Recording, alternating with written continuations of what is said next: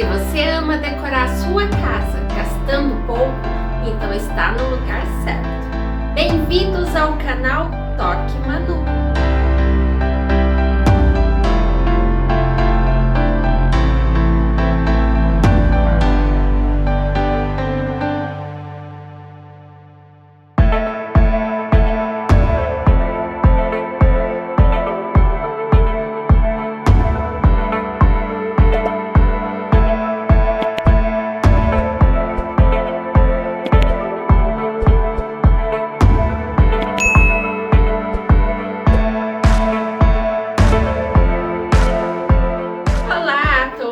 Como é que vocês estão?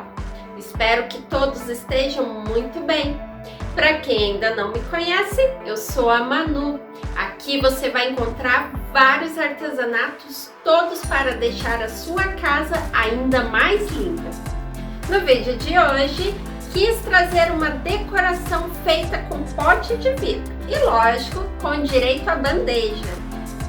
Bom, gente, antes de qualquer coisa, preciso lembrar vocês que eles foram decorados com papel e verniz. Então, se vocês colocar alguma coisa que precisa lavar, não vai prestar. Então, quando for limpar eles, limpe sempre com pano úmido, não encharcado, senão acaba estragando. Antes de ir para o passo a passo, convido você, se ainda não é inscrito, a se inscrever. E não esqueçam de deixar o seu like. Compartilhem esse vídeo caso gostem dele. E não esqueçam de comentar. É muito importante para mim saber o que vocês estão achando dos meus trabalhos. Agora, sem mais, bora para o vídeo.